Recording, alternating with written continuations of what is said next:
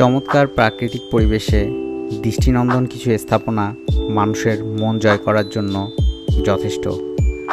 আজকে আমরা এরকম একটি দৃষ্টিনন্দন স্থাপনা ঘুরে দেখব, যেটা হচ্ছে সারা রিসোর্ট। সবুজ গাছপালা বেষ্টিত এই সারা রিসোর্টটি 300 বিঘা জমির উপরে গড়ে উঠেছে। সারা রিসোর্টটি গাজীপুরের শ্রীপুরে অবস্থিত, যেখানে রাজাবাড়ি হয়ে যেতে হয়।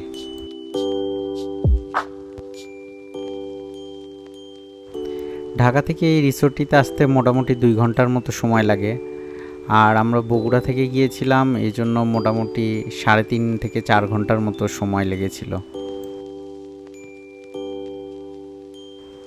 গাছপালা বেষ্টিত বিশাল এই লেকে ফিশিং এবং বোটিংয়ের সব ধরনের ব্যবস্থাই রয়েছে। এই লেকের পাশেই ছোট্ট একটি চিড়িয়াখানা রয়েছে, যেখানে কিছু হরিণ, পাখি, বানর এসব রয়েছে। গাছপালা বেষ্টিত রিসোর্টটি বেশ নান্দনিক।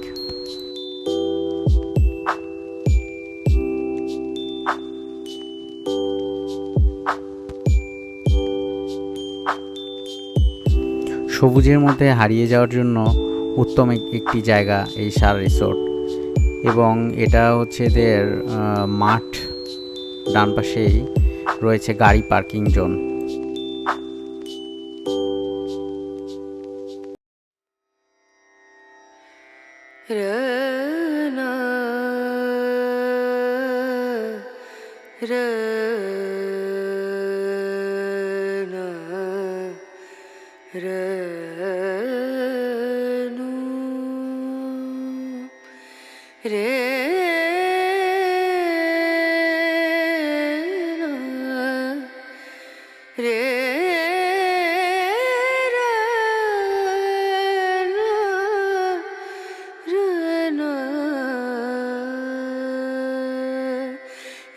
नजरिया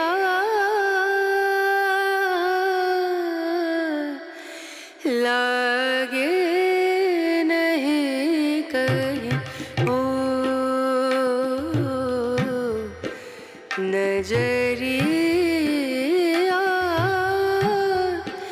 लागे नहीं कहीं ना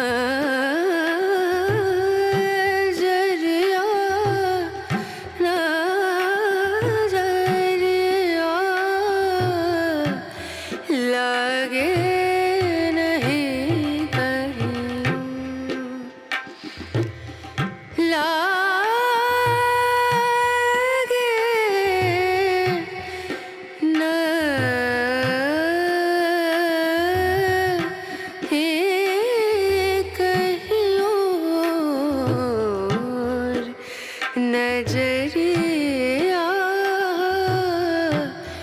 लागे नहीं कहीं ओ नजरिया लागे नहीं कहीं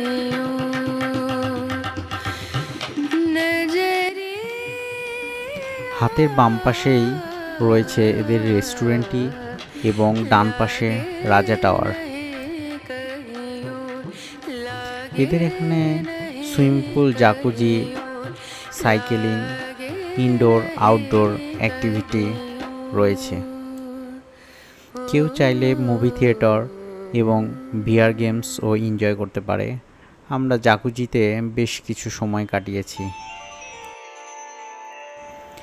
এই লেকটিতে বোটিংয়ের ব্যবস্থা রয়েছে এবং এই ব্রিজ দিয়ে এদের ক্যাফেটেরিয়াতে যাওয়া যায়। এই রিসোর্টটিতে গাছপালার সংখ্যা অনেক বেশি এবং প্রায় সময়ই বৃষ্টি দেখা যায়। আমরা যখনই সারা রিসোর্টে যাই তখনই বৃষ্টির দেখা পাই। তো বৃষ্টির সময় বেশ ভালো লাগে গাছপালা থাকার কারণে।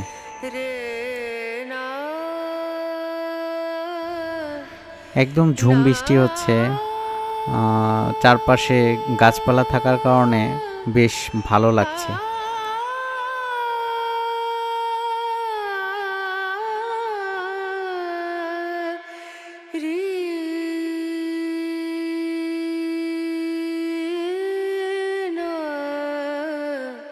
रेणु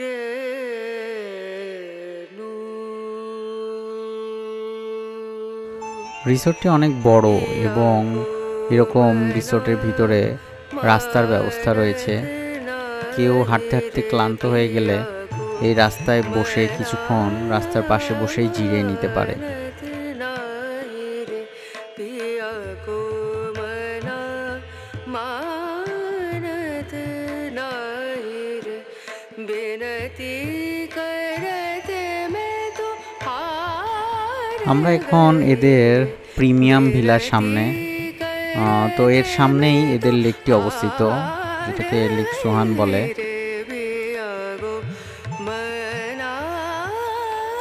কিছু দূর পথ এভাবে হাঁটতে হাঁটতে ক্লান্ত হয়ে গেলে এখানে বসার ব্যবস্থা রয়েছে, কিছু দোলনা রয়েছে। তো সব কিছু মিলিয়ে বেশ ভালো লাগার মতো একটি জায়গা, সবুজে ঘেরা চারপাশ, প্রাকৃতিক পরিবেশ।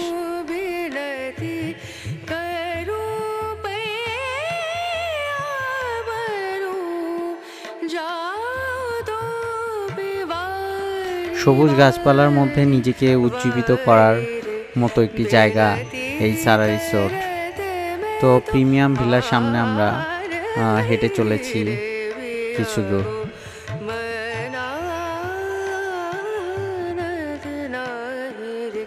এই রাস্তা ধরে কিছু সময় পথ হেঁটে চললেই চোখের সামনে ছোট্ট চিড়িয়াখানা পড়ে। তো আমরা এখন এদের চিড়িয়াখানার পাশ দিয়ে হেঁটে চলেছি।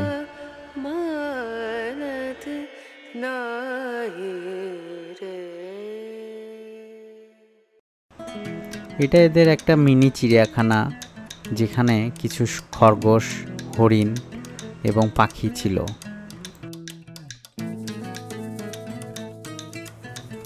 আমরা এখন এদের ওয়াটার লজের সামনে দাঁড়িয়ে। তো ওয়াটার লজ এর সামনে যে লেকটি রয়েছে সেখানে সবসময়ই আমরা যে কয়বার গিয়েছি পদ্ম ফুল, শাপলা ফুল দেখেছি, বেশ সুন্দর লেগেছে।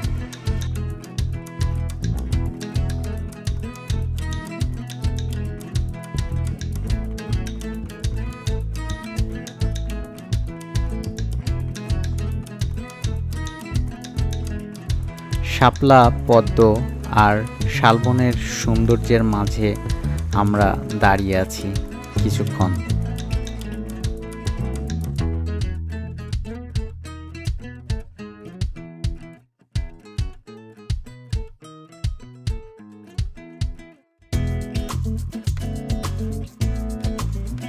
এই পথ ধরে কিছু দূর পথ হেঁটে গেলেই দেখা পড়ে প্রিমিয়াম ভিলা এবং পাশেই মাড হাউস।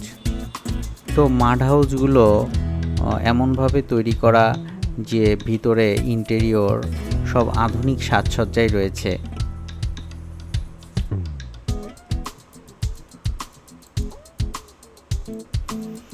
এগুলো মাড হাউস হলেও এদের ভিতরে আধুনিকতার ছোঁয়া রয়েছে।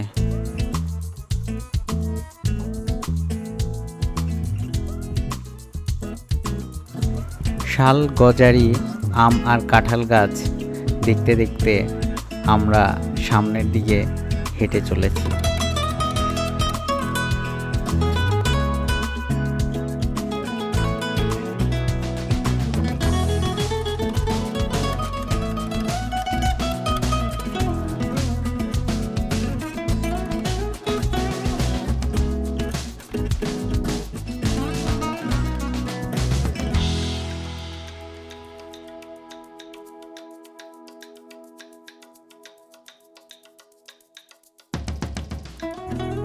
অন্যান্য রিসোর্টগুলোর মতো সারা রিসোর্টেও ব্রেকফাস্ট কমপ্লিমেন্টারি, এবং রিসোর্টের অনেক জায়গায় দোলনা রয়েছে।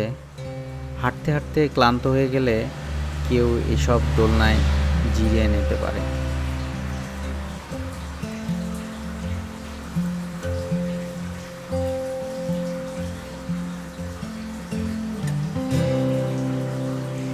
এদের রুমগুলোতে আভিজাতের ছোঁয়া আছে, আধুনিকতারও ছোঁয়া আছে, এবং প্রত্যেকটি রুমেই যাবতীয় যেসব জিনিস দরকার হয় সব কিছুই মোটামুটি দেয়া ছিল।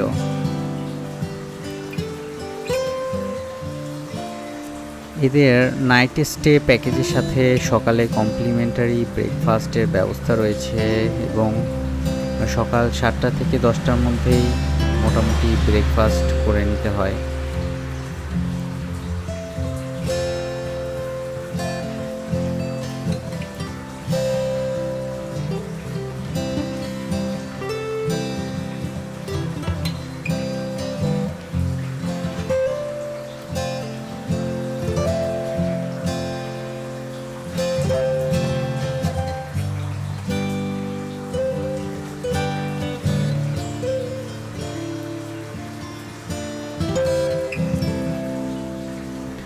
রাত্রিবেলা আলো আঁধারির এক খেলা হয়, অন্যরকম এক জগৎ তৈরি হয়।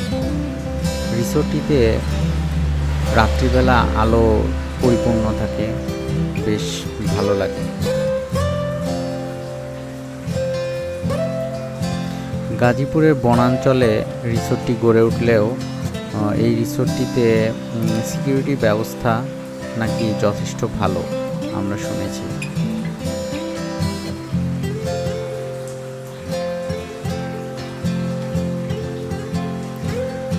রাত্রিবেলা মিউজিক সিস্টেমের ব্যবস্থা রয়েছে এবং কেউ চাইলে রিকোয়েস্ট করে গান শুনে নিতে পারে নিজের পছন্দ মতো।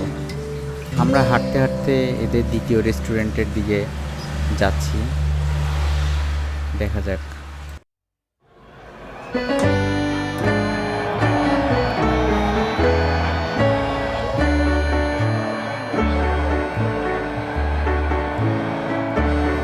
পুরো রাতটাই আলো আঁধারিতে ভরপুর থাকে রিসোর্টটি।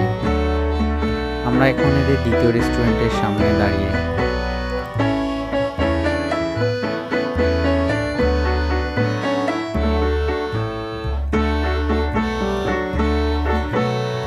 খাবার অর্ডার করে আমরা খাবারের জন্য অপেক্ষা করছি এদের রেস্টুরেন্টটিতে।